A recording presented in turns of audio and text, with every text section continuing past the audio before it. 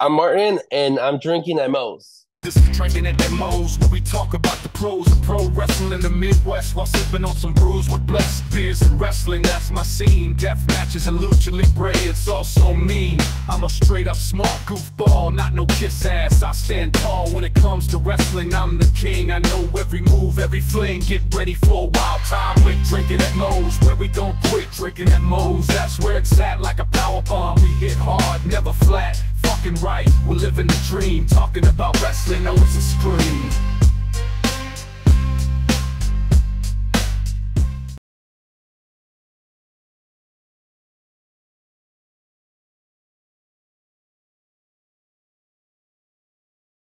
All right, everybody, taking time out before we get this show started. I want to thank Reaper Apparel for having Drinkin' Mo's be a brand ambassador for their clothing line.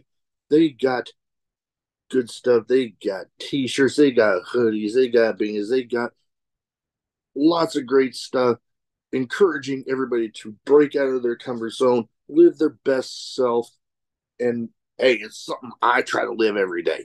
Now, be sure when you go and you're finishing filling out your order, use the code Drinking at Moe's, get 10% off, and the link and the code will both be in the description. Let's fucking go. All right, everybody, welcome Drinking Mo's. Big Mo here. You know the drill by now. YouTube, like, subscribe, share, comment, all that good stuff. Because YouTube's algorithm is a pain in the, you know. We're also on the audio platforms, most of the major ones anyways. I'm excited to have with me a guy that you have probably seen his work all over the place. Martin, how you doing? I'm doing well, man. Thank you so much for that introduction. It's like that makes me feel special because I think like I myself that like a lot of people don't know me, but then they randomly do know me as the brand, and sometimes they get surprised of who I am because they know Wrestling Unicorns, but they don't know Martin. So that's mostly like I really like that introduction. So I appreciate that a lot. You're very welcome. I kind of get the same feeling with the podcast because I've had times where I've had one random time where I got recognized at the zoo here in Omaha, and I was just like, "Oh, yeah, hi, cool." And yeah, the look on my parents' face when they heard it was about the podcast I do, they like, okay, I haven't seen that sort of a smile out of them with regards to me since some of the times they got to see me when I was in the Navy. That was it. So seeing that, and then different wrestling shows. Like I took the same friend of mine that does the My Two Cents stuff with me, and we went to Revolver. Oh, And okay. it was his first Revolver show, and I've been telling him, oh yeah, I've been to a handful of shows. I've been talking with a bunch of the guys. I've had a few of them on the show. And he told me afterwards that, you hear people say stuff like that, but then you never really know until you're actually there with them in that environment. And then he's like, yeah, you weren't kidding. Damn. Exactly, and it happens to me a lot often too. It's like, especially when I'm just like, it happened like weird places. It's like let's say going to Target, or going to the mall, or going to places like that. People recognize me. Like the weirdest place has been like Hot Topic, Mm, or the aisle as like Target and the toy aisle at Target. It's like mm, and stuff like that. It's like when I like just people know me because of the brand, and sometimes they get surprised of who I am because sometimes I don't wear like the merch, It's like yeah. I don't wear my shirt or nothing, but sometimes I do. I usually have like I have like my fanny pack, It's like it says Wrestling Mm, Unicorns, you know. So that's how most people recognize me. So that's why it's like I totally feel you in that one. Like in my regular life, quotation mark. regular life, like I feel like a regular person. But then when we go to wrestling shows, it's like you were like, oh shit, like I'm not that normal. It's like Yeah, I'm someone else. it still catches me off guard, so I can kind of relate. But speaking of the merch, before we go into my normal opening question, Hmm. I did see a picture on Twitter of a rather famous person wearing some of your merch, and Mr. David Arquette, former WCW champion. Oh god. Oh man, that to to this point in my life still, I can't believe that. It's like I can't believe that like he ordered a shirt about 6 years ago. It's like 2018 when he was returning to wrestling to do his movie Can Kill David Arquette. Hmm. I remember one day, like randomly on Twitter, he hit me up, right? And like I thought at first it wasn't really him. But then he had the check mark, and he was like, "Hey, bro, I really like the design." He was like, "How can I order a shirt?" You know, and then like I was like, "Oh, you can do this." It's like just send me an email. Like I told him, I was like, "If it's for you, I was like, if it's for you, I got you." Just send me your address and through an email, and then I'll send you a shirt. Because I was like, okay, cool. And then he hit me up with an email. He hit me up with a name that wasn't his name. And with an address from West Hollywood. So then I was like, oh, okay. I'm like, okay. I'm like, I hope it's him. Because at first I'm like, oh, he sent me with a Yeah, different name, and the email wasn't even nothing they were kid, right? It was like something Google.com, right? And I was like, this seems sketchy. Whatever. It's like, so I still did it because I was like, you never know if it's David, or not, right? So then I sent him the shirt, and then about a month later, it's like I went to sleep and I woke up and David Arquette posted the picture with the shirt, and I was so amazed because Ready to Rumble was one of my favorite movies. Growing up, it's yeah. like it was one of my favorite movies. And then like he was a WCW champion. It's like I remember I was about 6, 7 years old watching Nitro. I think it I was think it Nitro, was right? Nitro or Thunder. I keep on Thunder. forgetting which one. I don't know which one it was, but I remember watching it live because like that was the time where I was watching WCW all the time with my dad. It's like he was a bit influenced, or he still is a bit influenced on my love for wrestling because of him. And I remember watching him win the belt, and I didn't knew who it was, but then years later when I found Ready to know Ready to Rumble on HBO. I Mm. watched it and I fell in love with the movie. I was like, oh shit! I was like, it's that guy who won the WCW champion. And I was like 6, 7, so I didn't really understood it until I got older. And then when I got the chance to meet him, it's like he he marked out for me. And I wasn't even like 2, 3 years into the business. I was barely still new to this. I was still learning. But then he was marking up for me when I met him. He had a match here at Warrior in Chicago in 2018. It was for All Out Week. Was it All In? All In. It wasn't still All Okay. Out. Okay. It was All In weekend. And he had a match here. It was him and RJ City versus Frank the Clown and James Ellsworth. Right. It was a tag team match. And he was doing a meet and greet, but I was booking on the same show with him. So I went up to him and I had the DVD, the Ray Roma DVD. So he didn't recognize me who I was. And when he signed the DVD, he looked up and he saw my shirt. And right away he goes, "Oh, that's a nice shirt." And I was like, "David, I'm Martin. I'm from Wrestling Unicorns." You know, when I said that, he gave me the biggest smile. The biggest smile ever. It was like and he got up from his seat and he gave me a hug. He was like, "Man, it's nice to meet you." He was like, "Thank you so much for my shirt. I appreciate you for everything, right?" And I was like, no, dude. I'm like, I thank you because I was like, I can't believe someone like in your high like rank or high High caliber. Yeah. like caliber of you. You know, it's like I will never believe someone like you would like my shirt. You know, he was like, no, bro. Like I was wearing. You know, it's like uh I always wash it once a week. You know, it's like he was like because it's a cool ass shirt. You know, it's like he Yeah. loves. He told me he was like I love the unicorn. Right. So then after that, you know, it's like I kept in contact with him and everything. And then when the DVD came, no. Then before that, he told me before the movie came out, he was like, "Hey, I just wanted to let you know that I wore your shirt on the movie." He was like, "The movie's gonna come out and your shirt's gonna come out." But then he told me, "Hey, I apologize because it's gonna come out in the time that I wasn't doing well, right?"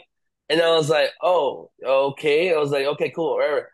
And then I watched the movie, and I'm like, I understood why he meant like he apologized because he was throwing up, he wasn't feeling well, you know, Mm. and he was wearing my shirt, you know. It's like, and I still told him I was like, thank you for wearing my shirt while you were throwing up and shit, you know. But I appreciate that still, you know, like publicity is publicity.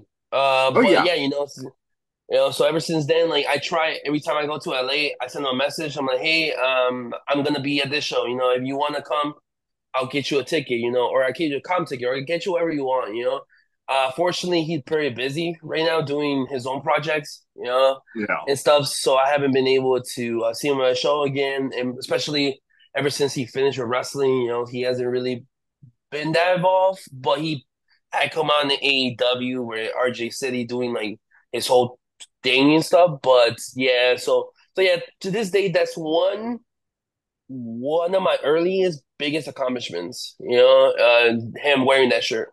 So No, no, by that is definitely one, guy of his caliber wearing your stuff. I know I've had a few moments that I feel kind of similar, not with merch or mhm. anything, but we'll go into that in a Oh, little bit. oh yeah, Excuse me. no, you But get I wanted to go into, we kind of already talked a little bit about how you got started as a fan of professional wrestling, your dad being me. the influence in that. But what got you started with the wrestling unicorns? How did that get going? Okay, so with that, it was so so this was 2014. 2014 was when I finally got a big boy job. You know, it's like I got a part-time job, you know, it's like and I was going to college at the time too. Yeah, and I started watching more more independent stuff, even though I grew up watching independent wrestling, but at this point I had money, so I could have gone to the shows. You know, it's like Yeah. I'd be able to afford the shows, you know. Fortunately, like my parents didn't really support me in that financially way. Like, hey, you know, it's like if you want a ticket for a wrestling show, we buy a ticket. But they never really supported me in that way. So when I started getting that like part time money, you know, so I would save like my money to go to independent shows with my brother or go to a WWE show, you know. Like my first WWE show was 2014 Payback. You know, Mm, it was when the Shield versus Evolution.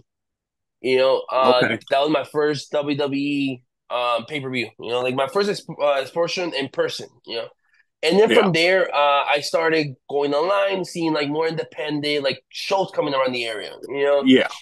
and then my first indie wrestling show in person, I don't know if it counts. It was Ring of Honor 2015. Okay. It was the Conqueror tour here it was in Chicago Ridge. It was Chicago Ridge. Here in Illinois, you know, and I remember in the main events it was Samoan Jones versus Michael Elgin, you know. Okay. Um, they were the main event, you know, and that was when Samoan Jones came back from the Indies, Mm, from being from TNA, you know. So he came yeah. to the Indies, was doing his little indie run. You know, that was my first. Ring of Honor show, in my first independent. But then, like, where I got legit went to my first independent show was a AAW show, 2015. That same year, 2015, it was the Windy City Classic 2015. The reason why we went to that show was because I had a friend who was really into Lucha Underground, Mm. and he saw that Ray Phoenix and Pentagon were coming. And you know how those guys are were so big with that brand. Oh yeah. So they were coming to originally it was going to be at the Olympic Theater here in Chicago. It was in Berwyn. But unfortunately, they closed, and then they moved the show to Logan Square Auditorium. And we had balcony seats. So they told us that if we wanted to basically get front row seats, we basically had to pay extra money to get front row seats. And me and my brother were working and we were still struggling, college students, but we still were like, hey, fuck it, then let's get ourselves some front row seats. So we just put our money together and we bought the front row seats together. And the day came, and we were mind blown. It was a whole different thing with the person, compared to WWE, Ring Mm-hmm. of Honor, independent, or AAW was way different. Yeah. So honestly that night, it's like I started taking pictures, just from my seat, because I wanted to experience, like I wanted other people to experience what I experienced online. Yeah. So I had iPod Color Touch. I Mm. don't know if you remember those. They were kind of Yeah. square, Yeah. and they had like a camera in the back. So I had one of those, and then I started taking pictures with that, you know.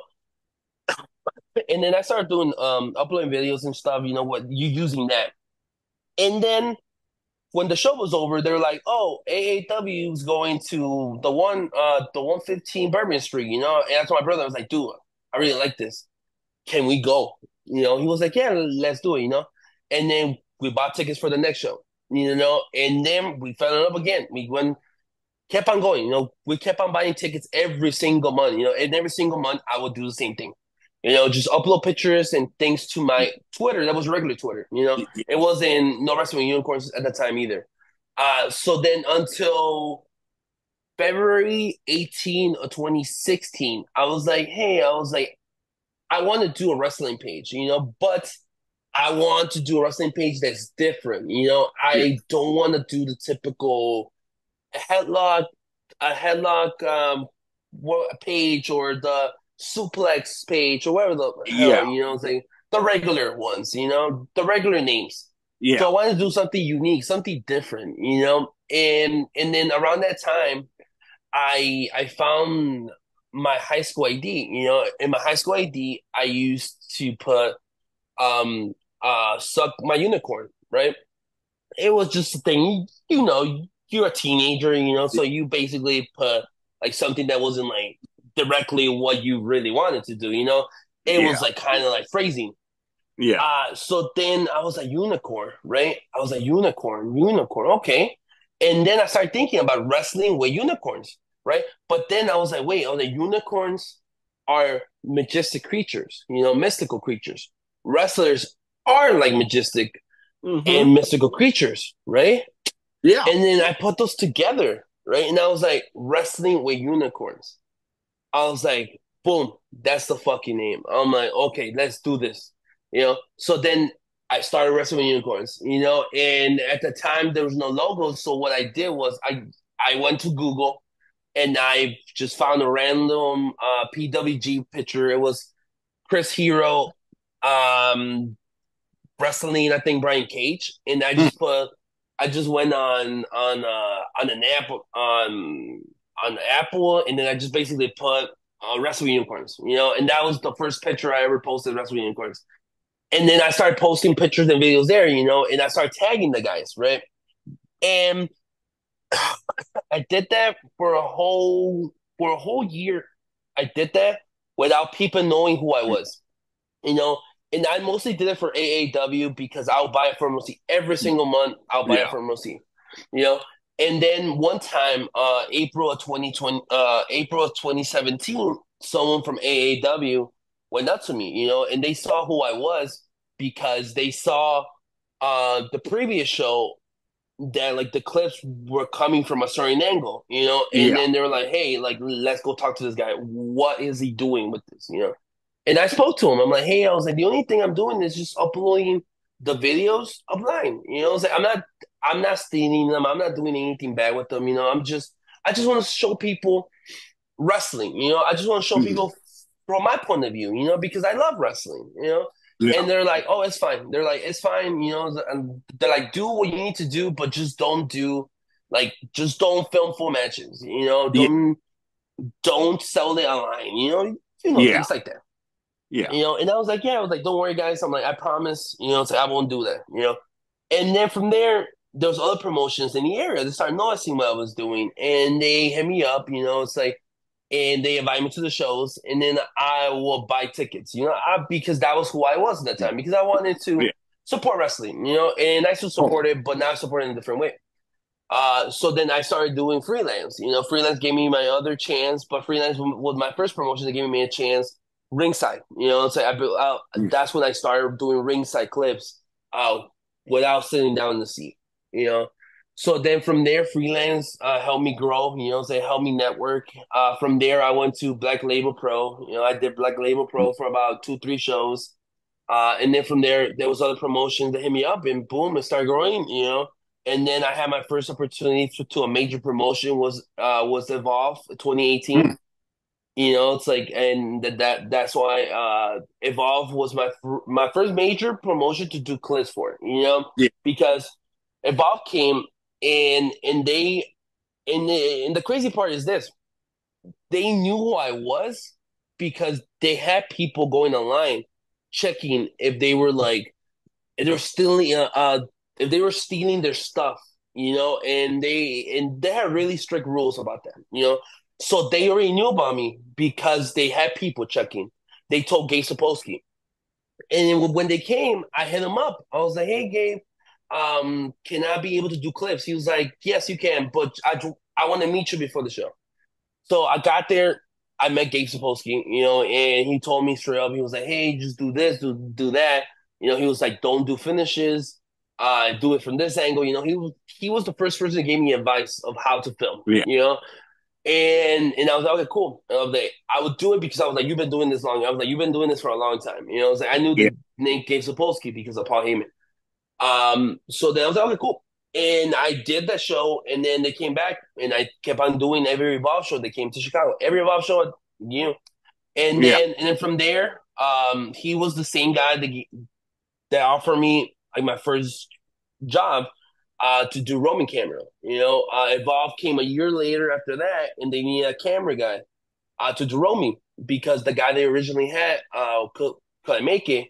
So they hit me up the week before, and they're like, "Hey, are you interested to do Roman camera?" But I never really had a chance to do it. I did it for IWTV for a year, but it was only like once a month. It wasn't very Yeah. constant, you know. And I was like, yeah, I'll hit it. I was like, I'll try it. And they gave me my first job. It's like I worked for Evolve for about 6 months before they closed. Because of the whole like pandemic happened. Yeah. And then WWE bought it fully. And that's when like everything the whole world shut down. And I legit thought at that time that like I was done with wrestling, because everything was closed. We didn't know what was gonna happen next. And when June of 2020 hit, and a lot of promotions were running in certain states because they were open states, me and my brother were like, "Hey," I was like, "Hey, dude, I really need this. I really need to keep on doing clips, dude, because I'm like, I cannot do this." Because I don't see myself not doing this, especially if I sacrificed so much already in my life, and then for this to end this way, I won't be happy. And my brother was like, "Fuck it," like if you want to get bookings, like he was like, just get the bookings, and we'll fly ourselves to wherever they have bookings, and we take clips. He was like, let's just get our opportunities out there by ourselves, and let's earn them. Yeah. and we started hitting up promotions that were running at the time. It's like GCW was one of them. Me and my brother did every single GCW show from June of 2020 to all the way to June of 2021.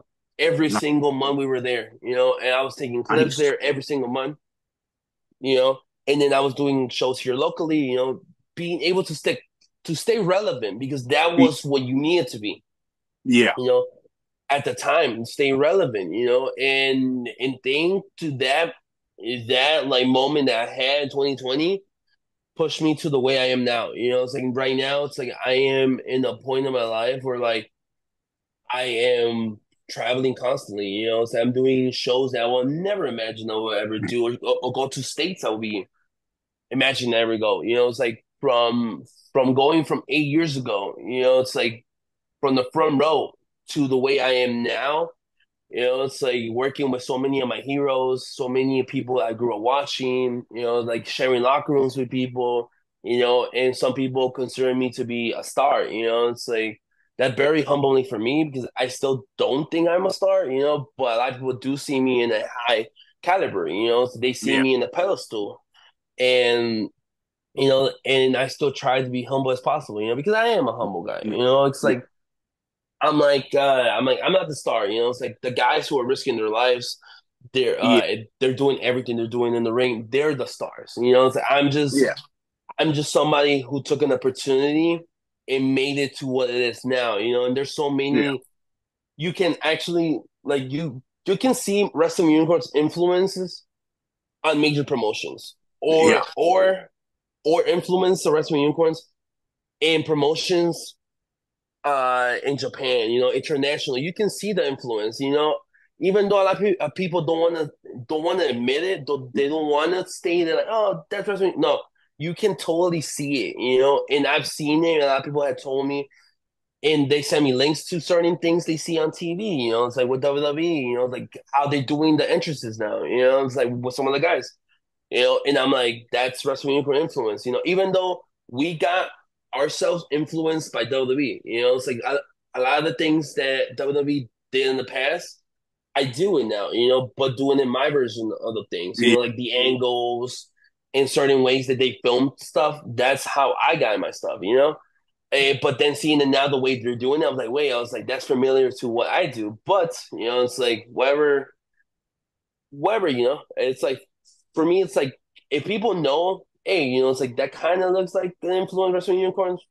That's important to me, It's like Oh that's yeah. all that matters. The people seeing it, So Oh, totally. Yeah. And you mentioned a few people and a few places that I've been lucky enough to become somewhat familiar with.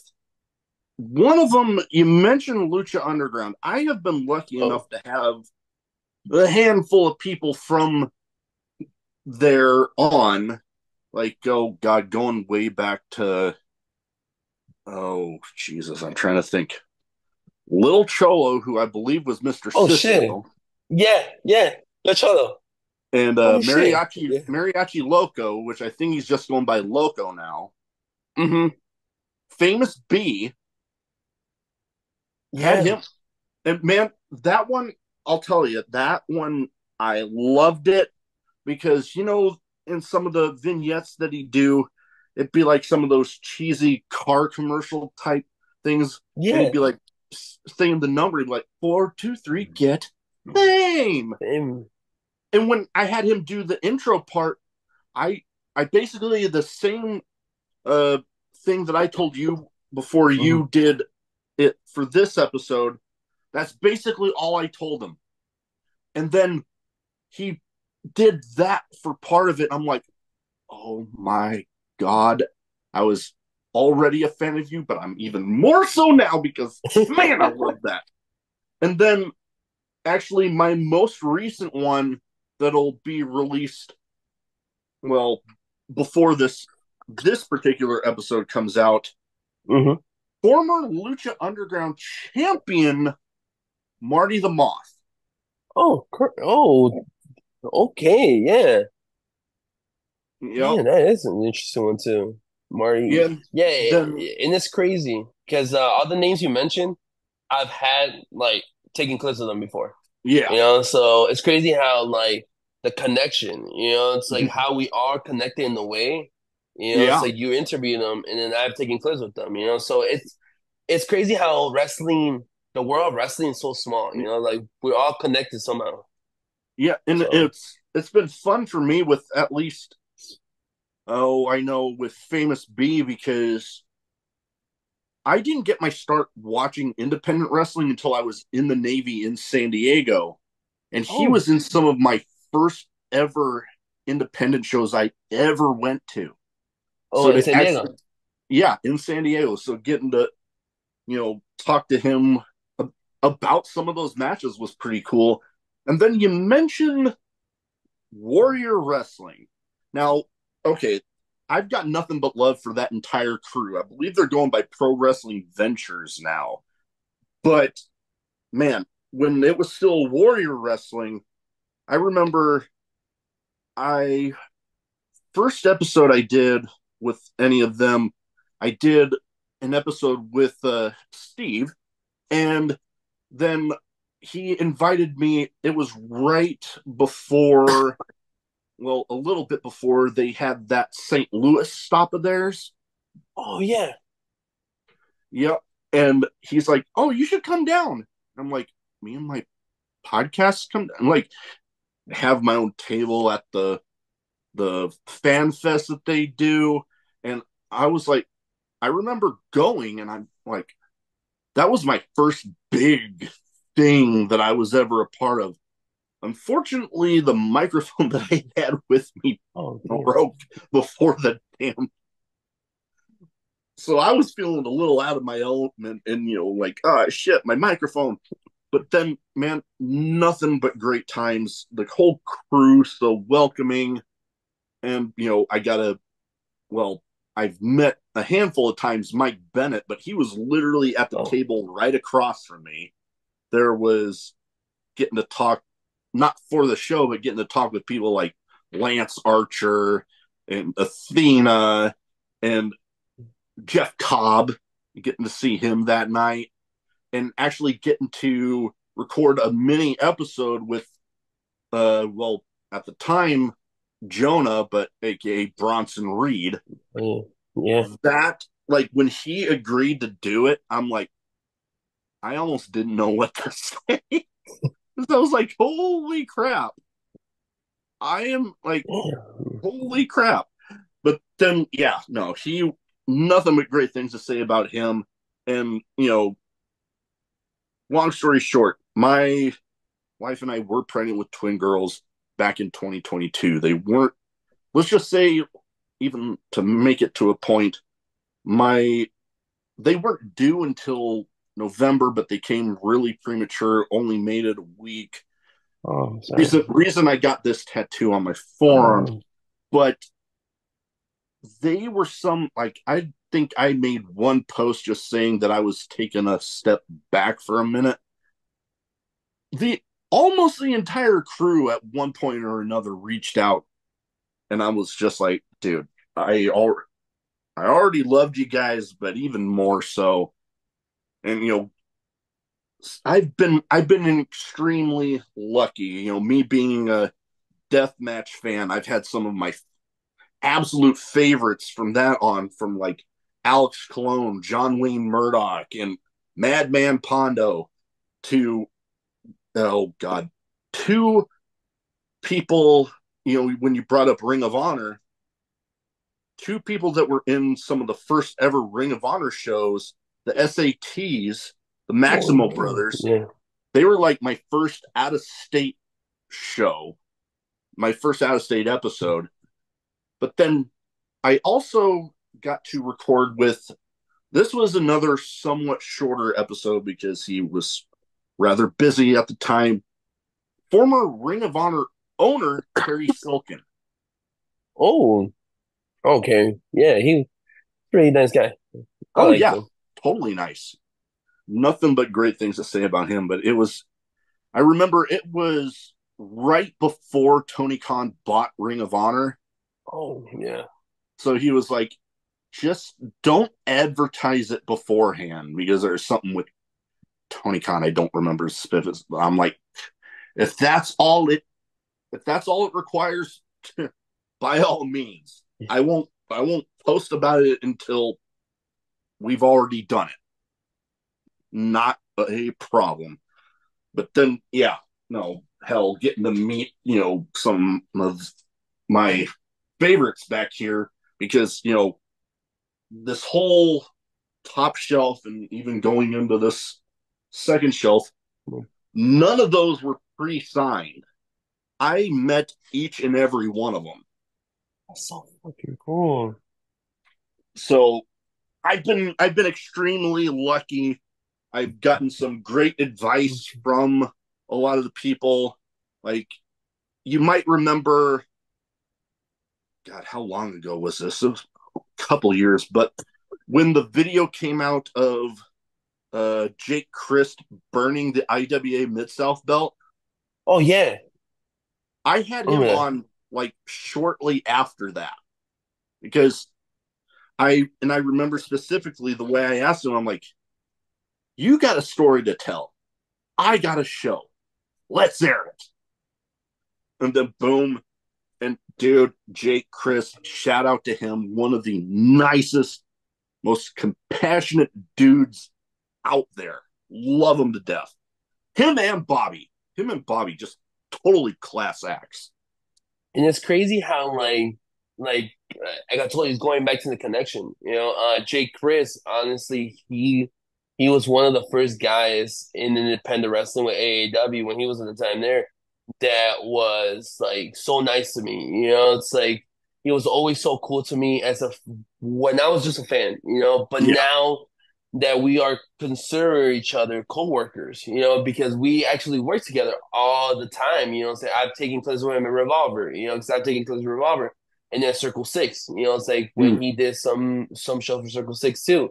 You know, and then Bobby. It's like Bobby recently I did the King of the Dead match in December. Mm. And he won. He won the King of the Dead match. It's like all those guys, seeing them now in a whole different phase, from a fan to now actually like interacting with them, it's like Yeah. being in the car rides with them, it's like being in the same hotel, sometimes being in the same hotel room, it's like I've Yeah. gotten some interesting roommates before, it's like I Mm. have gotten some deathmatch wrestlers that they have shower and then the blood is all over the I can bathtub, only imagine. Yeah. or like just like I told you, or just having a dinner with them. It's like it's a Yeah. whole different world once you pass the barricade. Once you start doing like a podcast, you start doing more, you get closer to people. Yeah. And when you're mentioning Warrior, it's like honestly, Warrior will always be one of the promotions that will always have a part of my heart because Same. they always were so nice to me and my brother. It's like they will always treat us like human beings. They Yeah. treat us more than just, oh, these guys are just doing filming. No, these guys are just doing social media work. I built a lot of relationships at Warrior because of them. A lot of friendships that I'm always going to treasure. Yeah. And yeah, fortunately, Warrior, the brand is over. But they're still pro wrestling ventures. Yeah. They're still human beings. Still, it's like True. and being able to see them, hopefully see them soon. Whenever they run shows, it'll be great. It's Oh just, yeah. I got told you, it just got me thinking right now. So I was like, wow, it's like when you said about that, how Warrior was with you. It's like, and especially at that moment in your life, for them to be like that, because, and I'm like, yes, they are really good people. Oh, totally.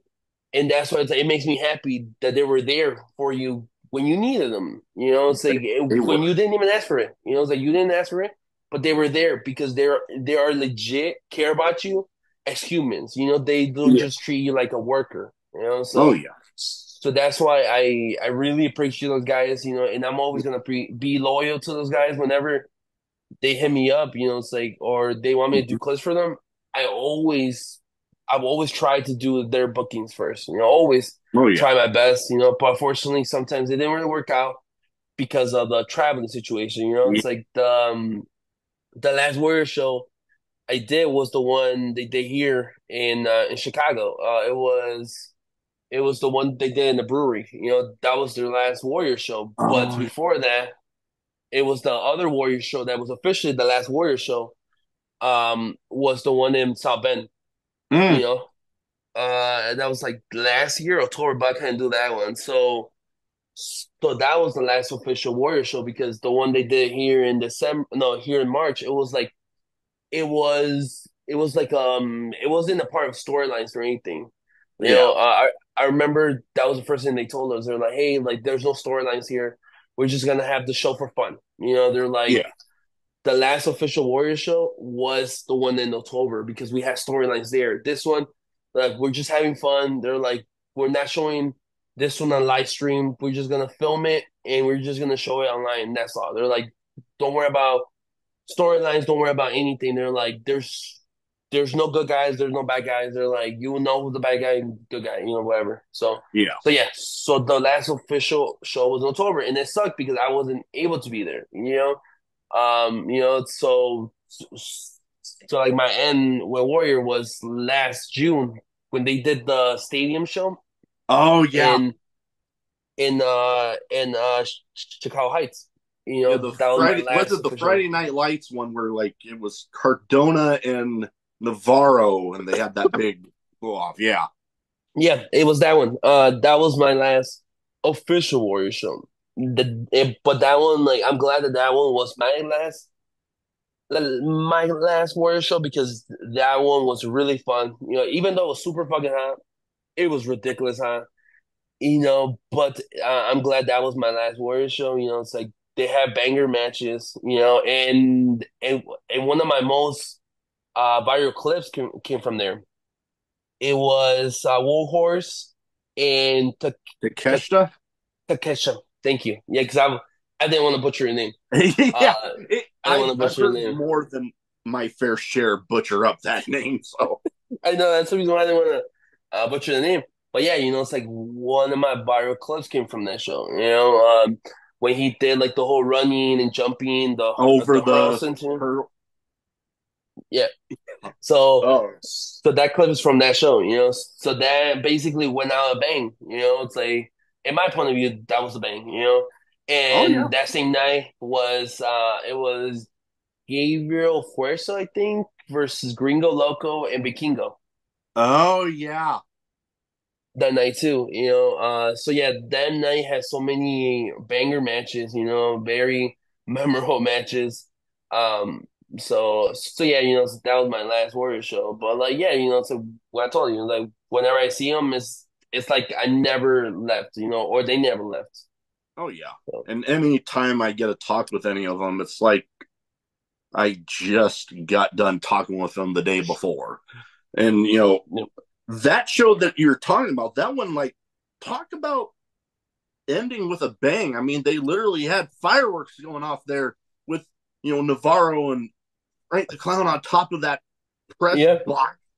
That was a definite nice ending. I mean, you know, I always give Frank the Clown shit, but it was like it was so he makes it so easy.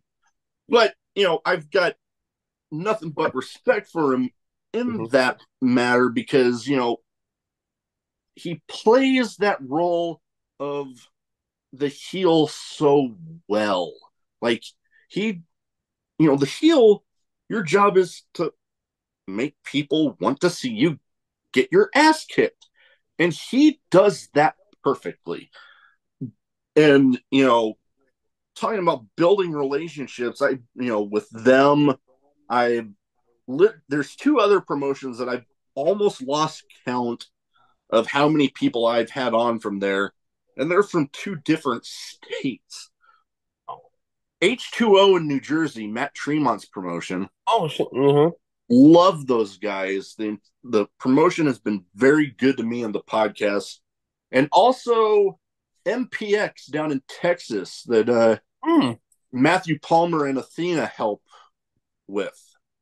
Yeah. Like when they have some of their big shows, and Matthew Palmer will reach out, and I'll get some like big interviews. Like, oh god, I had the last one was their version of Extreme Rules, and I had some of the interviews for highlighting some of the really big matches for that card. So that was awesome. And then Matt Tremont's promotion, I've literally lost count. Like I can't remember. I can basically remember who I've had on, but then I'm starting to second guess myself sometimes I feel like that. because it's been so many. And then you know it's been great building those relationships because then I can get to that point.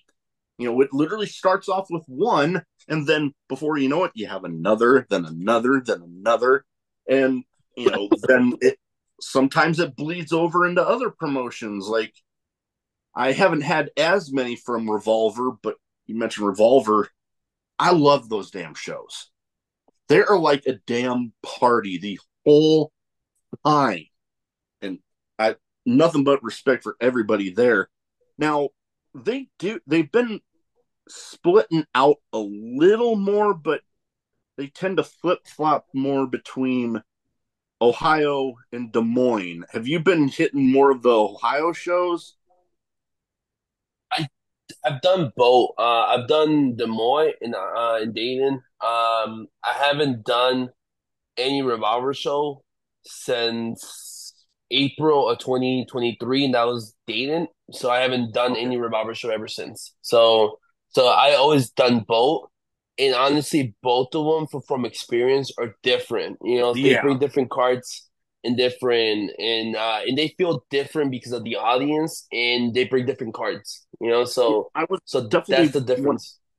Oh no, I not to interrupt you. I No, go, was go, going to no, say no, I yeah. totally agree because I haven't been able to make it to an Ohio one yet, but I can definitely say from watching them, they do have different feels to them, but they both just look like fun. Being there, just man, and I've witnessed some crazy stuff. Like, I was at the this last one in Des Moines, the Cage of Horrors show. Yeah. Holy crap! Talk about nuts. That's But what have been some of the favorite places that you've worked at? Because, like I've kind of said at the beginning, people might notice that footage of yours has been a little bit of everywhere. What has been some of like your favorite uh, places that you've been able to work with? um honestly, every every promotion has their own way, or like Yeah, their own like things that being meaningful to me, and like I've worked all over the US. It's like in Mexico I worked one show in Mexico, and then unfortunately, I'm gonna be able to work next week, next Thursday. I have a show in Toronto. So okay. now I'm gonna hit the whole uh North America. So I'm very honored. Like I told you, like so I'm very honored to be able to go all over the country. It's like hopefully next the world. Yeah. And honestly, every part I go to in in the US is different. Every promotion is different. Whenever I go to the West Coast, it's like that scene is different to the one from the Midwest. And then when I go to the East Coast, that's different. When I go to the Southeast, is different. When I go to Texas, is different. Every place is different, and every promotion is different. But one of my promotions that I work with before, honestly, in Texas, it has to be local wrestling. It's like I'm familiar with them. Yeah. so shout out to Jaime. I don't know if he's gonna hear this, but shout out to Jaime. It's like local wrestling is one of my favorite promotions in Texas. And then Circle Six in Mm. California. I work with them in California, and I work with them in Chicago. two different places, and then I worked with them in Philly too when they had shows in Mania Weekend. Circle Six always treat me very well. Loco had treated me well too. And then there's a promotion in San Diego. When you're mentioning San Diego, I was like, there's a promotion in San Diego called Bally Connection Wrestling. It's like Yeah. they're a newer promotion, but like those guys, since day one, that I work with them, they always treat me so well. They always welcome me to the locker room. It's like they help me network so much. Yeah. It's like and there was the Domium Pro. It was Kid Bandit promotion in Los Mm. Angeles. It's like that was one of the major influences of why I am currently aligned the West Coast because of Kid Bandit. Kid Bandit since day one when I met them, met her. It's like she was always so welcoming, so loving to what I did. And like honestly, I'm so appreciative of everything she done for me. And to this day, I always tell her that online. I'm always every time I shout out somebody who has influenced my Yeah. career, I always say Kid Bandit, because if it wasn't for her, I wouldn't be so big in the West Coast. I wouldn't be going in the West Coast monthly. It's like I have bookings monthly in the West Coast now. Starting in August, monthly, I have more bookings. It's like I already have bookings in the West Coast, but now I'm gonna go more often because of her. Yeah. So I'm very thankful of everything she had done.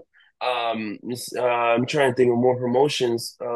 There's Price Style in Vegas. It's like I just Mm. recently worked with them. Price Style, great promotion. It's like great atmosphere. Um, I'm trying to think of other promotions I worked for. It's like Chicago Style here in Chicago. Freelance, AAW. It's like all those promotions have had influences in me to to where I am now. It's Yeah. like AAW, I learned some things there. Freelance, I learned things there. CSW because I'm from Chicago. I live in Chicago, Yeah. and now being able to go all over the country, it's like it's an honor. And Oh yeah. I'll never take that for granted, and I'm always very thankful because if it wasn't for that, it's like I wouldn't be able to be in the position I am now, and then somewhere else that right now I'm currently uh, being a part of, like the NWA Chicago project, Yeah. territories. Um, it's like I did NWA show last year, and then for them to bring me back for the NWA Chicago territory, it's like that's something great, and then be able to expand that territory in August. Hopefully Yeah. I'll be able to expand more. It's like just growing and stuff. It's honestly, it's like I I have worked with so many promotions, so like every promotion for me has a different meaning. Yeah. Uh, so like honestly, I can't put them in the list, but all of them Yeah. are there for a reason. It's like Oh yeah. and they have influence a different parts aspect of my life. Oh no. Totally makes sense. Each one holds a special place, so can be kind of hard to rank. Which one means Yeah, more. You don't want to make anybody think that one was more special. Each chance you get meaningful. So definitely, definitely can relate. Anybody that's given this show a chance, I've always been totally grateful because yeah, I'm starting to inch closer to 300 episodes, but it's largely off of word of mouth. So yeah, people spreading the word out there, and now the podcast, at least the YouTube channel, is getting to like 360 subscribers. When I switched the YouTube channel over to before the podcast, I think I had maybe 20. So it's just wild to me. mhm, And you could say, ranking based on like views or downloads on the audio platforms, but like literally each episode and somebody wanting to sit down and talk to me about wrestling, whether it be videographers, photographers, wrestlers from from rookies to seasoned vets to Hall of Famers, whoever it might be, giving me a chance. I'm forever grateful. And you know, I do have now two categories that I want to go over. One's a bit of a name game, and I try to theme it towards the guest as much as possible. And each of these people, we have talked a lot about Warrior Wrestling. Each of these people I personally know through either having met them at the St. Louis show or, just knowing the history of Warrior Wrestling. They've been involved with them. So I give you the name, quick thoughts on the person. Okay. Perfect. First one, the guy who made the Warrior Wrestling Championship a world championship, the blessed one, Casey Navarro. One word that can describe him or something that comes up to me. A quick thought on the person doesn't need to Oh, necessarily be one word. um, see, man, because it's crazy because I know KC for years. It's like I met him when he came to Chicago, 2017. He was still a young kid. He was like 17 years old. It's like so I've known him for a long time. Honestly, I have to say, um, caring. Because every time I saw him, he has always asked me, "Hey, how are you doing?" "Hey, how's things going with life?" It's like that shows that like he's more than just a wrestler. Even when he was a champion, it's like we were stuck in the airport once together, and it was funny because he made sure that we were all good because we were all upset that our flight got canceled. So he was very caring and making sure that we were all okay, because we were all pissed off. So Yeah, yeah, I give it caring. definitely, and that's always good. I know he was one that when I was at the St. Louis stop definitely made me feel welcome.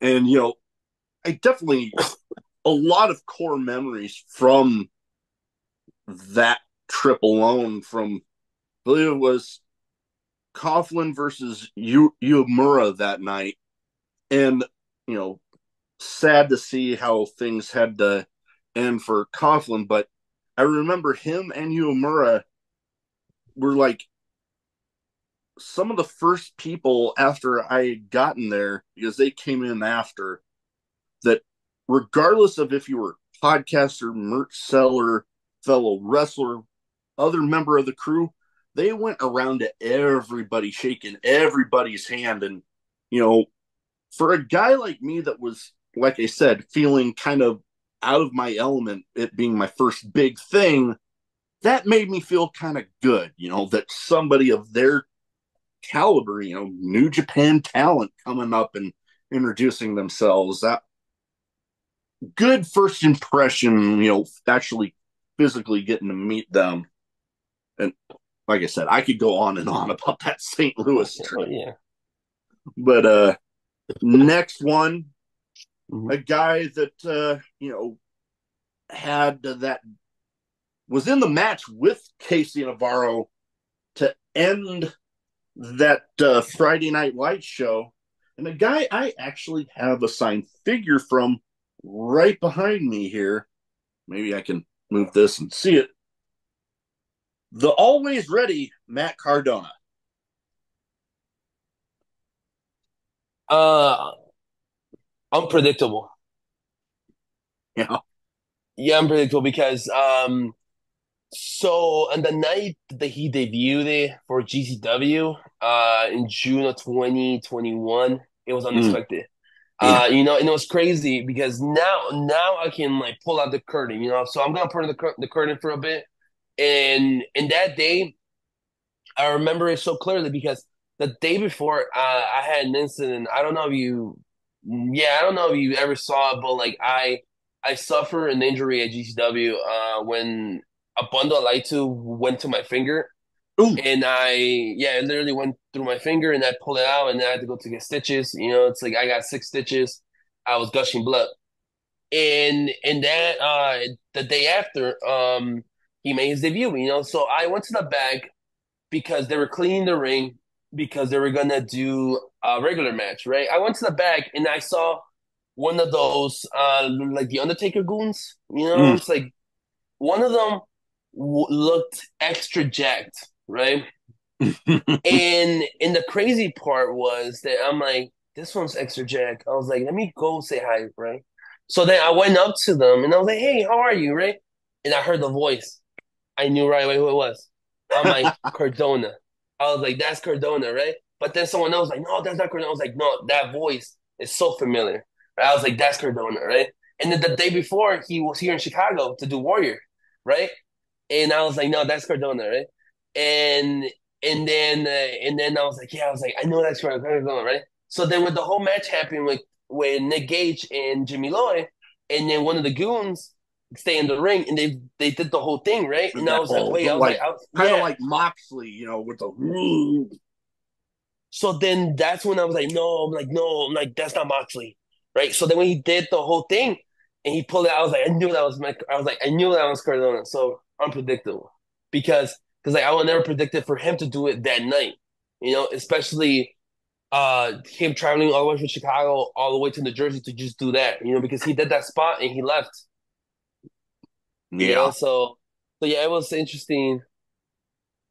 Yeah, no, Uh, he's definitely one of those that I like to say, kind of in the same boat with John Wayne Murdoch. They're like a machine with the schedule they keep. It's like insane. All right, next let me up, see. I'm trying to think here. Who, you know what?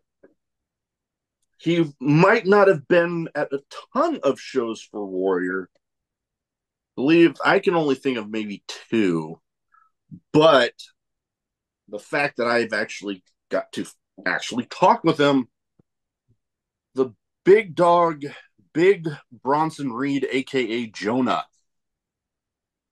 Damn. Never had interaction with him. I just had just the clips uh twice of him. But what I can say is you can't judge a book from its cover. Yeah, You know, because if you see him, you're like, oh, that guy does no, if you see him without his gear, you see him like a regular person, you're yeah, like, oh, that's just a regular person. You know, it's like you would have yeah, never thought that he was a wrestler, you yeah, know? So I can say is don't judge a book from its cover for Jonah Rock. I mean Brasserie, you know. yeah, So don't judge a book from a cover. So yeah, because a lot of people don't realize, oh, he's a wrestler. You know, it's yeah. just that you're like, oh, he looks a regular person because he like a lot of these guys look like regular people. You know, True. once they take out the gear and they put the regular clothes on and stuff, you're like, yeah, this guy looks like he works at Walmart, or that looks like a construction worker, you know, whatever, you Yeah, know. So yeah, yeah. No, so don't judge a definitely. book from And its cover. this guy isn't on the list, but he has.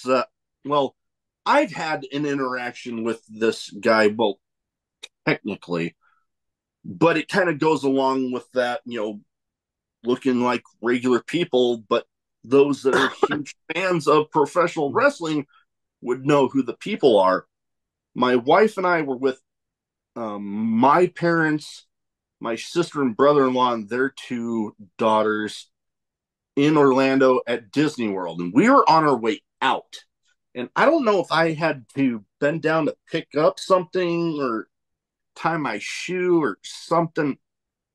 I'm getting back up, and all of a sudden, I see that very distinct tattoo on his left shoulder of that T-Rex skull. And I look up even further and boom, there's Kevin Owens.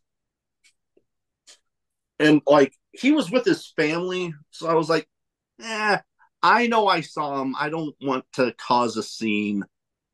But I will admit to running up to catch up with my wife, being like, oh my God, oh my God, oh my God, oh my God, oh my God. Like totally fanboying out like crazy. All right. Now to kind of put a close on the thing here, trying to think, another former Warrior champion talked about Matt Cardona and John Wayne Murdoch being a machine. This guy is actually known as the Machine, Brian Cage. Hilarious. He's He does funny. have a good sense of humor. He has a great sense of humor. You know, it's like he's one of the guys that I've been very fortunate to be on the road before. You know, it's like being with him, working with him at Warrior, but then working with him in other promotions. You know, it's like and then see him interact with the other guys. You know, and then for the guys to bring me into their circle. You know, it's like seeing him having a sense of humor because like you see him and you're like, oh, this is just this Yeah, tough guy, you know. But then when you start to get to know the real Brian Cage, you're like, oh, this guy's actually fucking funny, you know. It's like this guy has a great sense of humor, you know, and that's how most of the guys are, you know. It's like they put a shield in front of their faces when they're with the fans. They put a shield, you know. Yes, they're friendly, you know, but they're not their real self. But then yeah, once they're closed doors and they start feeling more comfortable with people who they are working with. You know, it's like yeah, that's when they let themselves loose. They start acting like themselves and like human yeah, beings. You know, and that's something that like a lot of people can't separate. You know, it's like a lot of the fans always says, this guy's a dick, you know, because he yeah, was a dick to me in the merch table. Probably they're a heel. You know, probably yeah, they they are supposed to be a dick, you know? yeah. But then when behind the scenes they're the nicest person ever, you know? Oh yeah, And that's how situations have been. You know, it's like yeah, from experience, you know, guys that look nice on TV, they're biggest dicks. You know, it's yeah. like behind the scenes. Oh You yeah. know, and then there's guys who are fucking heels, but then behind the scenes they're the biggest baby faces. Oh You yeah. know? I So um, so like things like that, you know, it's like and that's the thing that people don't separate, you know, or yeah, they don't see the differences between yeah. that, you know. So Oh yeah. And hell, I've definitely had my fair share of interactions with guys that, they have either played, just intimidating figures, and then also some guys that have played just some sadistic sons of bitches, but getting to talk to them behind the camera not on them, some of the nicest dudes ever. From like, I remember standing in line waiting to meet Dan Severn. Just looking at him, you're like, oh my God, I would not want to go up against him. He looked intimidating as hell. But you get to talk to him, nicest dude. mm-hmm. Same thing with when I got to meet Swerve. Like we've seen from that feud that he had with Hangman, he can play one sadistic son of a bitch. But I got to talk to him after a Revolver show where I was like literally walking to my car, and all of a sudden I see somebody filming a promo in the parking lot, and I'm like, oh my God, that's him. So I'm like, I'm going to stand back here for a minute. And dude, nicest dude ever. And I think, oh God, who else? Lance Archer was another one that kind of surprised me in that manner. I was gonna Because, I was gonna say that right now. That was when you were talking about intimidating guys.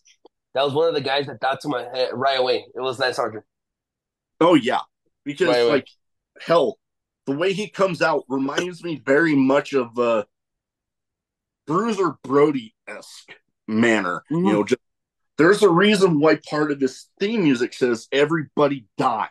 Nice. And I'm like, holy crap. And actually, one of my first signed figures was actually his. So, I see. dude, nicest dude. Nothing but love for him. All right, now I have some random questions. Some might Oh, be cool. wrestling related, some might not be. Yeah, Some might go. have absolutely nothing to do with anything we've talked about so far. It's all good. Whatever you All need right. to ask me. So I give you the question, first answer that pops into your head. Right. Well, first one, the one I like to lead off with because it leads to some entertaining stories. Craziest in match moment that you were there to witness. See. Crap, man.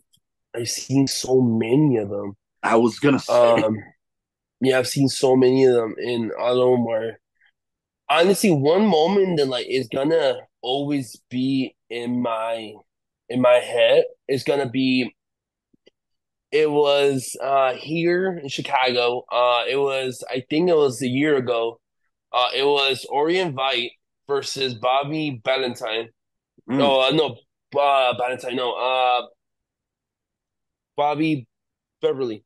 I'm sorry. yes, Yeah, I was thinking about Bobby Valentine. That's a whole different person. Um, so the ring was like there was no boards in the ring, and it was basically just like the metal, and then they put a glass between the metals, right? So it yeah, was like two glasses, in like a big glass. I think it was a big glass. So then I remember I forgot who was the one that grabbed the other guy into an assault driver. And the assault driver is the one that it's basically like a one angel, right? yeah, Basically a one angel. But I just call it the assault driver. Basically grabbed him from the arms, and when he tosses them through the thing, the guy's head hits like the middle part. And oof, you hear the metal part. You hear the boom, ding. ah, Yeah, the boom. We legit thought he died oh, because he hit the whole metal thing and the whole glass exploded, right? So right away, the guy pinned him one, two, three, and then everybody rushed. Everybody checked on the guy. I forgot who it was. I think it was Orient to Bobby or Bobby to Orient. I forgot which one it was. But they went under the ring. They start checking on him. They're like grabbing his hand. The good thing was that he survived. he was You know, good. Yeah. it was good, but it was like the scariest thing was the sound of it. Oh, You know, the the sound of sound. the Yeah. yeah, the skull hitting the fucking metal was the thing that scared us the most Oh, yeah. because that sounded like it fucking hurt. You know, Oh, I can imagine. that and then the other moment, I'm always gonna remember when that Warrior actually was a Warrior. At Warrior, Vikingo, I saw Oh, Ben. So Vikingo jumped on top of like I don't know, it was like kind of like on top of something, right? And he ran and he jumped into the ring, yeah. right? Tightrope walked that thing and then did a flip into the. Oh, Yeah, I remember that show, man. yeah. So my brother took that clip because the funny thing was I was supposed to take that clip, but my phone died. Oh, So damn. so my brother, the good thing my brother was ringside because I always tell him for the Vikingo matches, always he had to be there as a backup because you never know what's gonna happen. So then when when my phone died, I told my brother, I literally waved him. I'm like the film part, right? And he Yeah. right away he moved and he put himself located like the position where he jumped and he threw himself, right? And yeah, that was one of the moments I'm like, what the fuck did we just watch? Like this man is literally just threw himself from there, you know? Really. Um, and then another moment was when Vikingo, yeah, any Vikingo move, you know, it's like Yeah. Any Vikingo. any Vikingo move, like the one that he did like coast to coast. So he like he would throw himself and he would grab the guy to an like an arm drag. Mm. That was one of my favorite ones that he did. Or like grab two guys and shit, do an Oh, arm drag, you know? And then there was another one when it was Gringo Loco. He had a wrestler basically get on the rope, and then Gringo, another guy, will toss the wrestler yeah. into a Hurricanrana. and then the guy will land to the other guy to the whole Corona. But then like it would look like he was flying, right? That was one of my other moments that like I'm like, damn, like that was fucking cool, you know? Or like, damn, you know, it's like, Yeah. is this really real? You know? So yeah, moments like that, or like any like deathmatch moments I've had, like Mm. um and another one that just coming to my mind right now was it was King of the Deathmatch actually. It was Matthew Justice versus Homicide, you know. Mm. And it was at the Don Quixote in LA. It has a barrack no, it has a balcony, right? And then Homicide was in the bottom, like in the first floor. And Yeah. then Matthew Justice jumped from the balcony all the way down, and that was like a and that looked really high. So Yeah. he literally threw himself to a splash on Homicide. Oh. So that was another one that's like it comes to my mind, like no moments that come to my mind, but like yeah, things like that. It's like damn, you know, it's like Mm. I can't believe I'm watching this in person, you know. So like yeah, Oh, those moments are like oh, there's more, but unfortunately I can't remember them all because yeah. Yeah. When you you've know seen it's so many of them, yeah. I know. I know for me, you bring up Matthew Justice, he's probably been in a handful of ones from me. I think I've seen him. You know what? Out of the three times that I have watched that man perform, there has not been one show where I haven't seen him jumping off a scaffold. And this last one, fire was used twice, and it was oh just god. nuts. So literally, when it comes to crazy moments, I literally only got to say three letters: SGC. And you can imagine some crazy shit that probably happened. Oh my god, yeah, those guys have always done some crazy. Back to Justice. Now I'm remembering. So one of the craziest matches I've seen in the recent years that I can remember that match really. It has to be Matthew Justice versus Bobby Valentine. Bobby Beverly? Beverly. Yeah, Beverly. It was the match they did in Los Angeles last year's Mania weekend. Okay. I It think was I remember watching that one. the orange clock Yeah, that match or something like that. the Clockwork House of Orange something. Yes, that one. It was that one, and I remember that when Matthew Justice got on top of the garage or on top of the building, and he threw himself and he landed on his feet. I was like, damn, like he literally had people catch him, but nobody catched him because he literally went through everybody. He landed on his feet. And this shit was tall as hell. And I remember him, like I remember the clip because he looked straight to my camera. Like his face was like very like heated because nobody catched him. You know? So yeah, that's another moment I'm like, damn, like this guy's not human. And they start beating the crap out of each other with like light tubes. They start beating each other with anything they can find in the crowd. They just start beating the shit out of each Yeah. other. Oh So yeah. yeah, that's another match. Oh yeah. I I can remember. only imagine. I can imagine we can do a whole damn podcast just on Oh, crazy moments that we've witnessed. oh But hell yeah. we'll go on to the next one. Yeah. Wrestling, whether it be independence or national TV level, there's a lot of traveling. And a lot of people that pass time have different playlists. What would you say is a couple songs that you would have on a road trip playlist? Um So I mostly like I have a very mixture of music. So like lately, I've listened to a bunch of hip hop from the 90s. Yeah, So like the NWA, Dr. Dre, Tupac, Biggie. You know, it's like a lot of those guys have been on my playlist lately.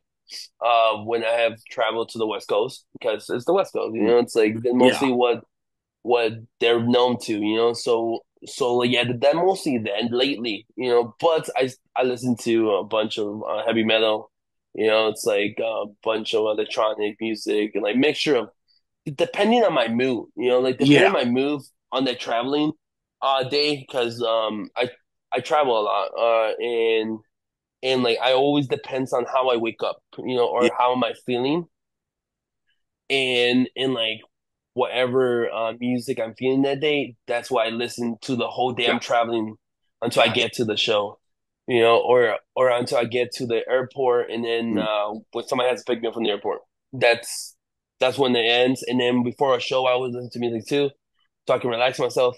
Because I get very nervous. It's like I suffer from a lot of anxiety. And a lot of the guys are like, why you so nervous for?" Because I was like, honestly, because I'm always nervous. Because for me, it's like I always want to make sure you guys are safe. That anything can happen. It's like Yeah.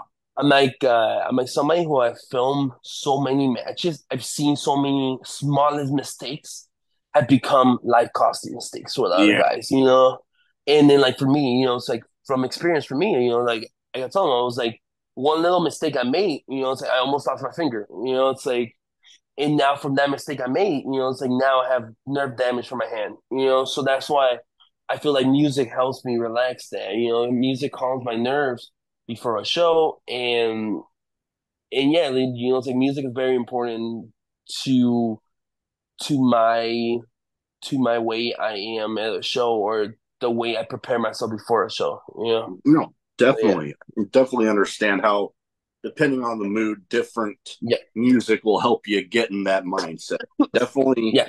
can relate the same way whenever I'm traveling by myself to a show. Mhm. Now, everybody has hobbies, although some people in the wrestling world, they're, wrestling and trying to stay in ring shape can take up a lot of time.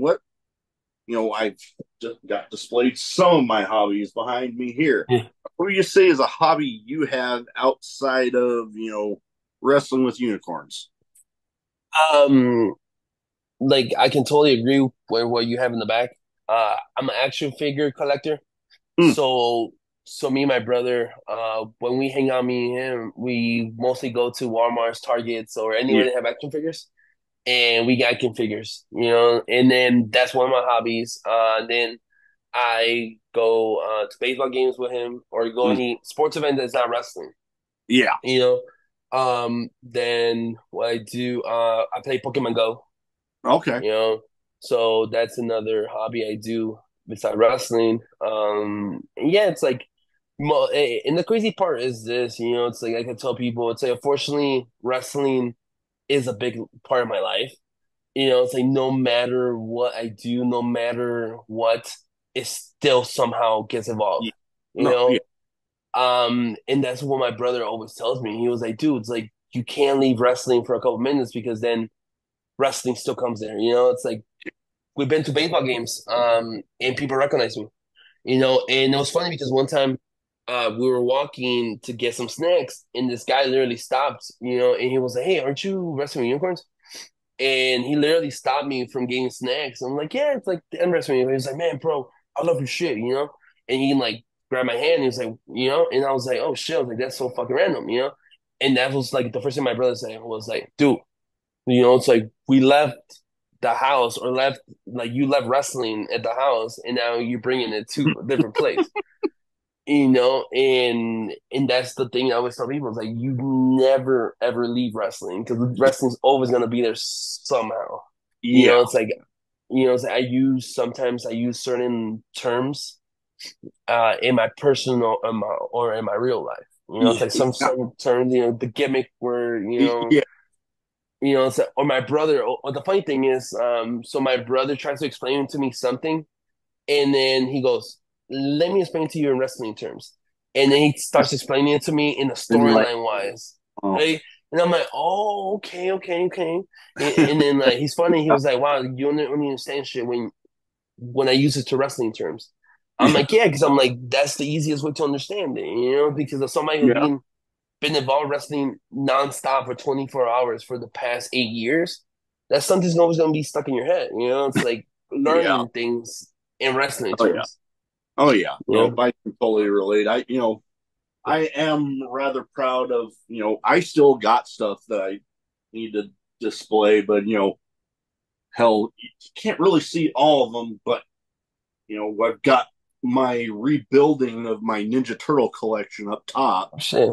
which I'm rather proud of two items in particular, both Funko Pops. But last summer, I got to go to a convention where they had Townsend Coleman, the voice of Michelangelo from the original cartoon.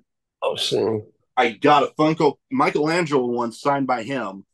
And then Kevin Clash, the guy behind Splinter from the first two movies.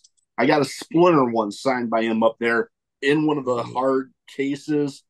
And then this one, not signed, but I'm rather proud of it.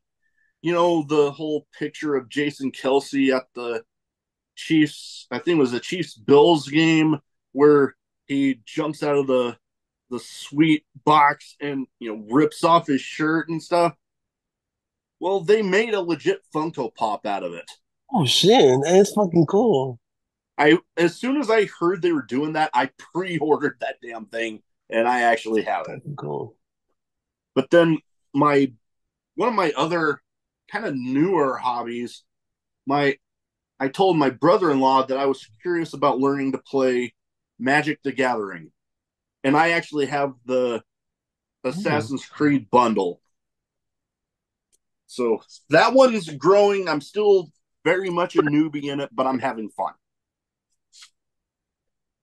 All right. So next up here, I would feel weird with the name of a show like I have if I didn't have this question in here. Oh, Favorite drink, whether it be alcoholic or none or hell, one each, because I've had plenty of people on that for one reason or another don't drink. So, try to be inclusive in that manner because oh, I always tell people just because it says drinking at Moe's does not mean that it has to be alcoholic. alcohol. So one like late, like for a while now, I always go straight to the drink. Like my must go drink is always Jack and Coke. Okay. You know, Jack and Coke is always like a must, or like the easiest one. It's like Jack and Yeah. Coke. It's like I that's Pretty something I simple. really enjoy. It's pretty simple. So that's why it's like because you never want to try something new because you're not even gonna know if you're gonna like it or not because if it's too Yeah. sugary, too fruity and shit. So it just Jack and Coke where you don't know what other menus they have because like I've been to places like last week I went to Texas last week and they took me to a restaurant where like they had like a list of drinks that had like specific weird names. Mm. There was one of them called the pickle juice, Ugh, that just and I'm sounds like, nasty. I like it pickles sounds and everything, but that, I don't know. basically it's called the pickle juice or something. And I didn't know what it was. But then there was like different ones and shit, and then and then there was like, well, what do you like? And I was like, honestly, do you guys have Jack and Coke? And they're like, yeah. I was like, yeah, I'd rather get that because I was like, I don't want to try something that I'm not gonna like, because I'm like, these Yeah. drinks cost like 9, $10. Like, damn, like what if you don't like it? You know? So yeah, so like typically always go for a Jack and Coke. It's Okay. like you can never not say no to that. And then like if it's not an alcoholic, it's it has to be a Celsius. Okay. I like the peach Celsius. Okay. It's like that's one of my favorites to go to. Whenever I want to drink an energy drink, I always go for Celsius. And it's funny because a lot of the guys know that I like Celsius, and when they know I'm gonna be in the show, they go to a gas station and get me a Celsius. Nice. It's hilarious because I never know who remembers and who doesn't remember. Mm. And when I get to a show, they're like, "Oh, hey, bro, I got you a Celsius." I'm like, "Oh shit!" And then I'm like, "Oh shit!" I'm like, "You got my favorite flavor too." They're like, "Yeah, because you always talk about that shit." I was like, "Yeah, it's like I just want you to know that I like that's why I like too. Celsius and then my Jack and Coke." So, Gotcha.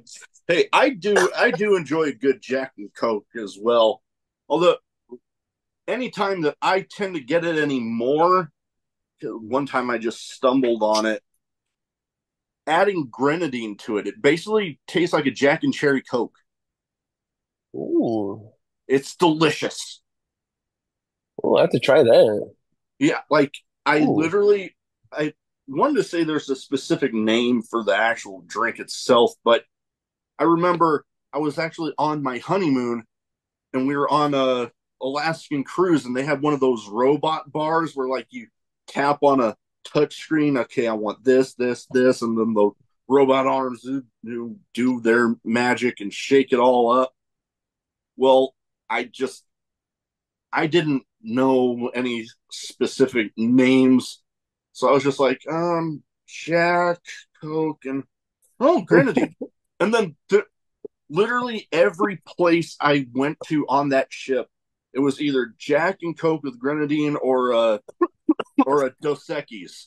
And like it was to the point where there were some places that my wife and I would go on that ship, and the servers that worked in that particular area would just be like, "Another one?"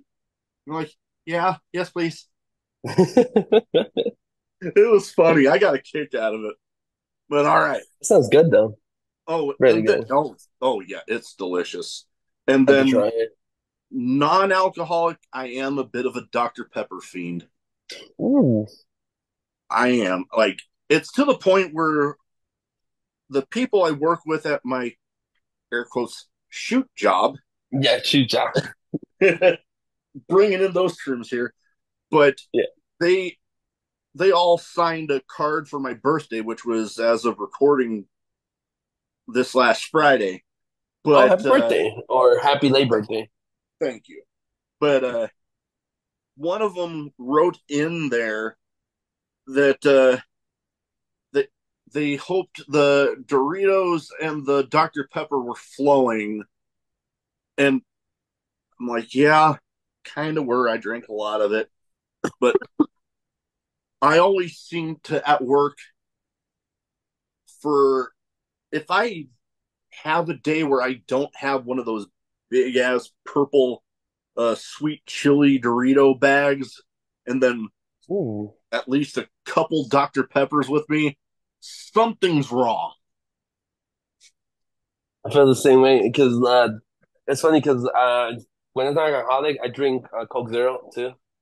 My wife drinks those, and I know me. I've kind of due to some doctor's advice, I've kind of had to switch to either the diet or the zero sugar ones. But hey, some of them aren't that bad.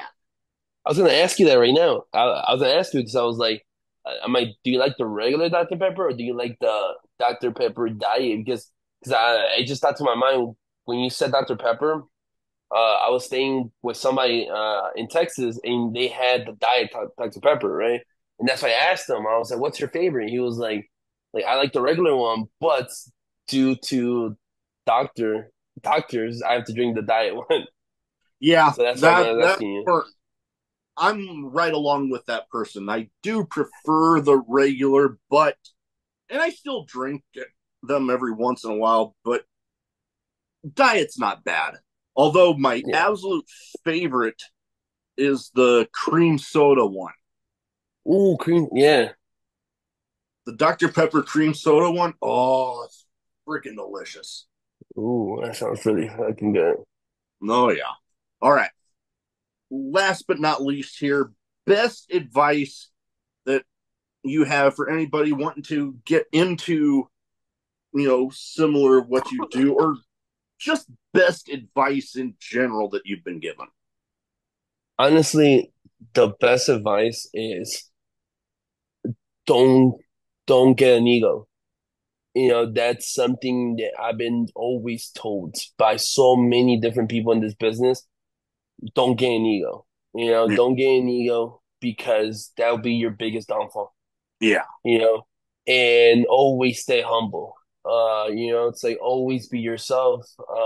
It's like as like a lot of people know me. It's like I'm a really nice person. It's like people have told me before in the past that I I am overly friendly. But that's who I am as a person. Mm. You know, and sometimes like my overly friendly becomes fake. But no, it's like that's who I am. That's who I've been raised. I've Yeah. always been raised to be friendly. Yeah. So that's why people can't tell whenever I'm being sincere, but I'm like, I am sincere. It's just that's who I am. It's like Yeah. it's who I am. I'm very friendly. I make sure. I always put people who I care about first, and that's why it comes with the humbleness. I humble Yeah. myself a lot. It's like I'm a very caring person. I make sure everybody is better, everybody's okay before me, and that's something else, it's like I don't have an ego, I don't think I have an ego. And that's what have told me in the past that like some people have told me before that like you should get an ego. It's like because of everything you have accomplished. It's like everything you have done in this business, like you should get an ego. You should have an ego. You should have the right to have an ego. But I'm like, no, because that's not who I am, and I Yeah. always want to keep being myself 100% of who I truly am in the end of the day. It's like, and that's why it's like the separating myself from wrestling unicorns. It's like a lot of people say, "Oh, I know you." No, you don't. You know wrestling unicorns, right? Yeah. You know the whole brand, but you don't know the Martin the person. You're Martin the person and wrestling unicorns. Yeah, we are the same, you know, but like when you meet Martin, it's like I am completely different from what I try to be a wrestling show because it's like I just try to be myself. It's like I Yeah. try to be always try to be myself. But sometimes it's like I have to always make sure that I don't step a line or like certain jokes I do or certain things I do like not offend people. So that's Yeah. why I'm like I always keep it to a certain extent. But then when people get to know me outside the ring, it's like or outside like eating and stuff, it's like I've recently about a month ago, I have dinner with a couple of guys who I never like interacted with them outside the ring, Yeah. and that moment was the first time we ever had dinner, and then they were able, everybody was acting like themselves, you know, and themselves as human beings, it's like, and that's what we forget sometimes that like Yeah. these people who are in the media who are wrestlers, there are actual human beings in real life, Yeah. it's like some people are different from who they play or who they really are Hmm. when they show the image, and Yeah. yeah, it's pretty much, hey, it's like that's the advice. Best advice is just ego. Um, just still be humble. And then something else like doing this media thing is always, always honestly don't accept no for an answer. You don't just get discouraged if you get a no. Don't get discouraged when you don't get that booking, or Yeah. don't get discouraged just because they don't want to work with you. Yeah. It's like someone who been doing this for 8 years, I got in so many no's. It's like I got in so many no. It's like we don't want to do that, or we don't need you. Or we rather go this route, or it's like always try your best, always keep on Yeah. going. It's like when you get hit in the ground, you get up. You keep Hmm. on fighting. If honestly, if I gave up the first time I got in the no, I would not been able to be where I'm at. Oh yeah. It's like promotions that I got to know years ago are the same promotions that are hitting me up and like, hey, so will you want to come work with us? Hey, will you want to come do clips for us, or will you be able to do this for us? Those are the same promotion that years ago they're like, no, it's like we don't want you. It's like we're fine. It's like, but now it's like there's been promotion. So that's why always just accepting the no. It's like don't get discouraged. Don't get pissed off by it. Just be like, okay, Yeah. fine. But then tell yourself, hey, that no is gonna become a yes. Because Yeah. you're gonna keep No, on busting your ass. no, You keep definitely. on learning, you keep on evolving. That's the Totally. important thing of doing this. It's always evolving, always networking, always making sure Oh yeah. that you know what other people are doing and you can do it your own way. It's like No. network with people. It's like that's another important thing. And like you said earlier, a word to mouth. That's important. If you're good, like, and then something else that you said earlier was that wrestler or that person will say hi to every single person, right? And that's something that I do. Mm. I walk into a locker room. I don't care who you are. If I see you sitting down in the locker room, or see you inside the locker room, or inside the building, I'll say hi to you. And there've been awkward situations before where like I'll randomly say hi to a random person who's in the gym, who's just there to clean, and they just look at me like, "What the hell?" But it's because that's who I am.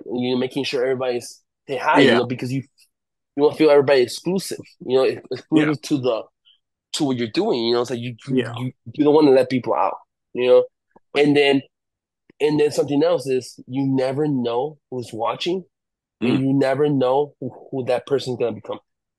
totally. Always Totally. treat people with respect, no matter who they are, no matter if you think they're the lowest thing possible. Treat them with respect because you never know where that person's gonna end up one day. Mm, It's like, and that's something I learned too. Or something that I've been told before. Like, hey, you oh, yeah. treat everybody with respect, every single person. No Mm, matter who they are, no matter how they look, or no matter what. You always treat them with respect, and always make sure that they feel exclusive too. totally. And hell, the great thing that I was thinking about when you were going over the, ac- accepting and not complaining about a no, when all you really got to do is think about it, that's just a no then. That no very well could change into a yes down the road, but you just got to keep grinding. Yep, exactly. Keep on working hard. Keep on learning, Yeah, keep on most evolving. You know, def- and that's the all right, important thing too. definitely. My cat giving me a look over here. Oh well, but we're about done anyways. But before we go, where can Yeah. people find you social media wise? So if they don't already have their eyes on you and wrestling with unicorns, they can go ahead and get them there. Oh, you can follow me on Twitter. W_U_clips on Twitter, and then on Twitter too. W underscore. Oh crap! I can't even think about it. W underscore wrestling underscore unicorns. That's the other Twitter.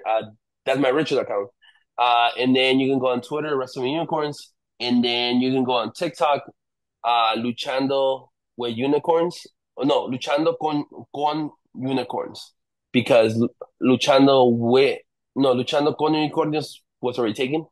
So Mm, luchando with con unicorns, and then you can check out too to my Korean. I have a partnership with the wrestling company. mm, They're a company that they are partnering with me to help me be able to expand like my content to more to a different audience. So shout out to those guys. It's like shout out to Corey. He's the guy in charge of the company. So you can support them too because they're the ones supporting Wrestling Unicorns to mm. make Wrestling Unicorns grow even more because they are able to hit a different audience that I'm not able to hit. So we're all working together and making sure that we are all growing together. Definitely, definitely helps when you have people that can help you with stuff like that. All Yeah, right. exactly. Well, that is about all I have. Thank you for taking the time to talk to me tonight. It was a lot of fun. And best of luck out there with all your travels. I always look forward to whenever I see Wrestling with Unicorns clips popping up on my feed. Thank you, and I appreciate. Honestly, I thank you for the support. I appreciate it. I appreciate you wanting me to be on the podcast. It's like I don't do so many podcasts, so I appreciate you letting me do yours. So Thank, very thank you. much love. It's been a pleasure.